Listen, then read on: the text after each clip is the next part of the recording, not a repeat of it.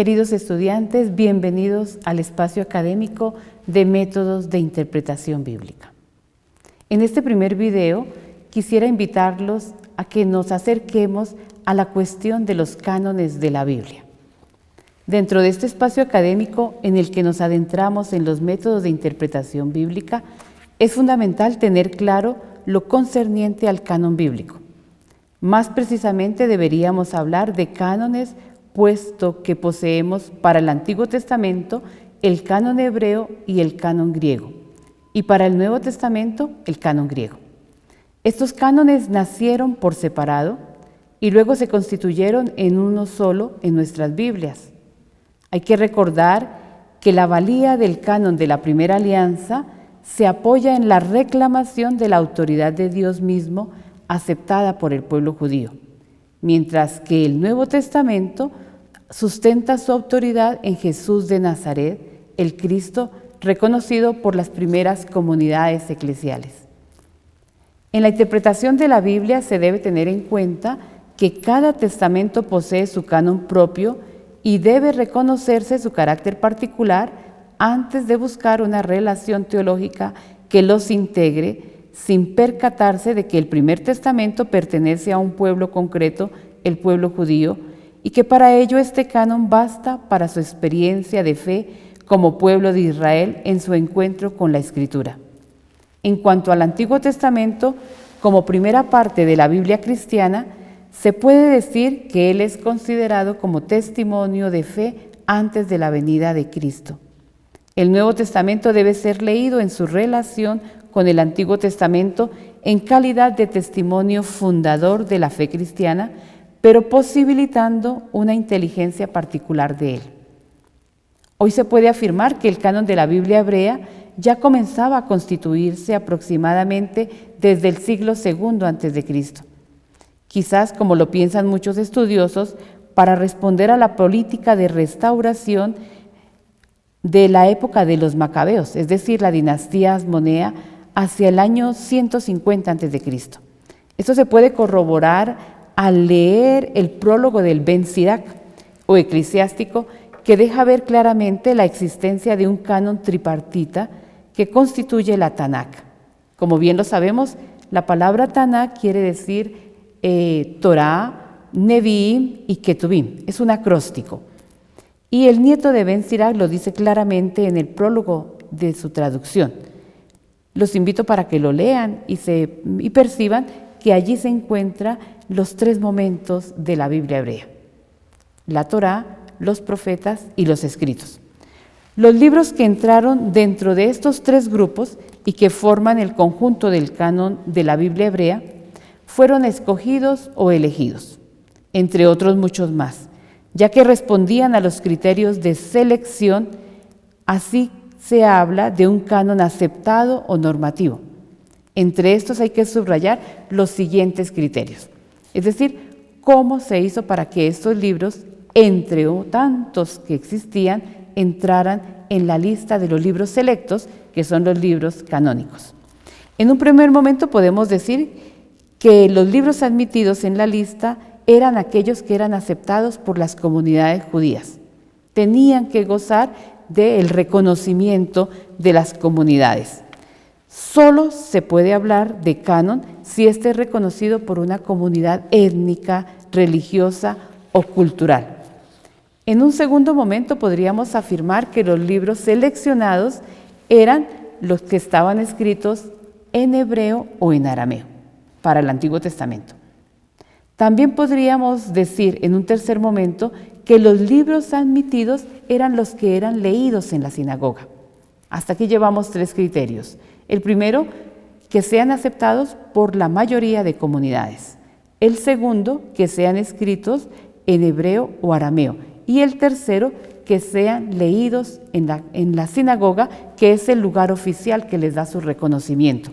Y por último, podríamos decir como cuarto criterio que estos libros debían haber sido escritos hasta antes de finalizar el siglo II antes de Cristo. Es decir, que también hay un periodo, diríamos, de antigüedad que se requiere para estos libros. Al parecer, la primera parte de la Biblia hebrea la Torá con sus 5 libros, se terminó de fijar y se declaró cerrada antes del final de la época persa, hacia el año 330. Para la parte de los Ketubim se habla de más o menos hacia el año 200 a.C., es decir, finales del siglo III.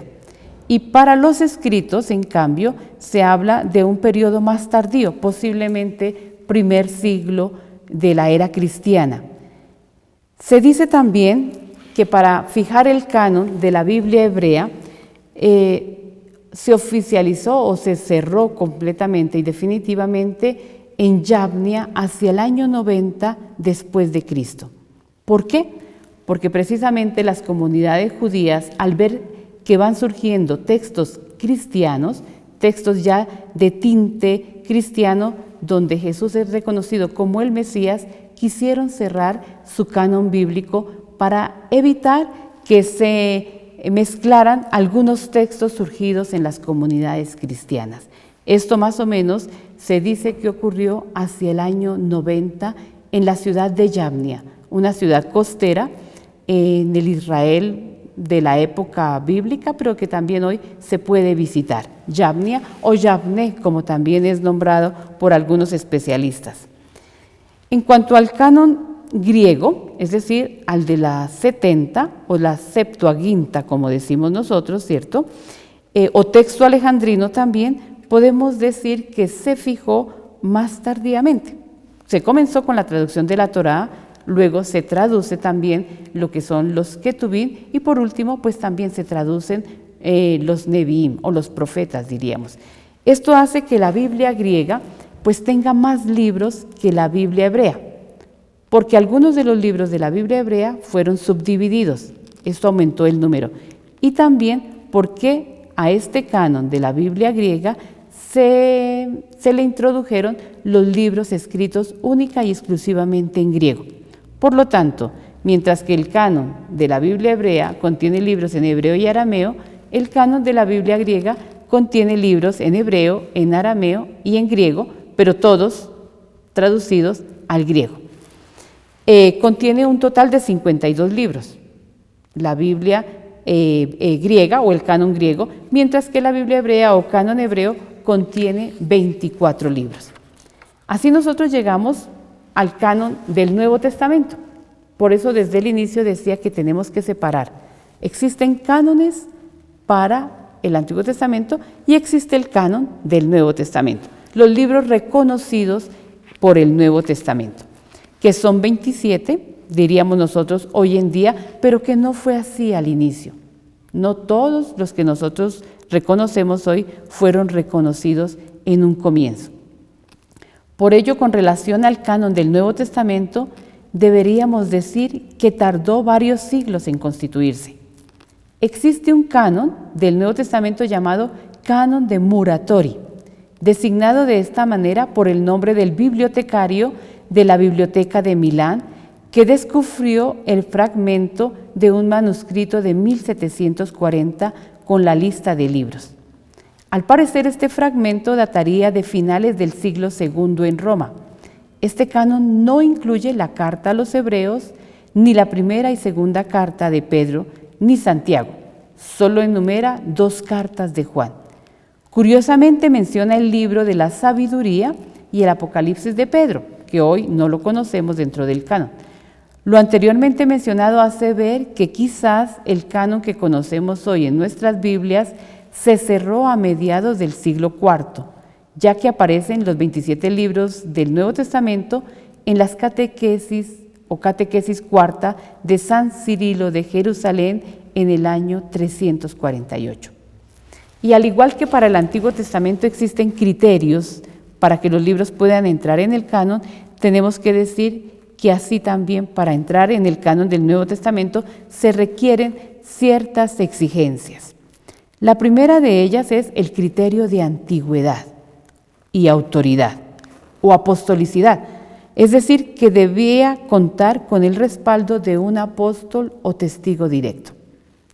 El segundo criterio, es el criterio de la ortodoxia. Y el tercer criterio es el de la aceptación por un buen número de creyentes. Todo esto hizo que algunos textos que surgieron también en el primero, segundo, tercero o cuarto siglo fueran excluidos. Y este material es lo que entra a ser parte de los textos apócrifos.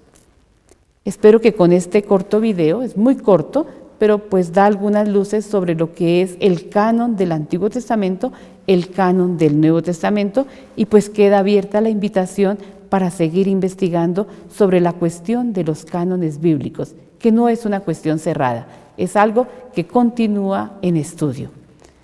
Un abrazo para todos ustedes y nos encontramos en el próximo espacio académico.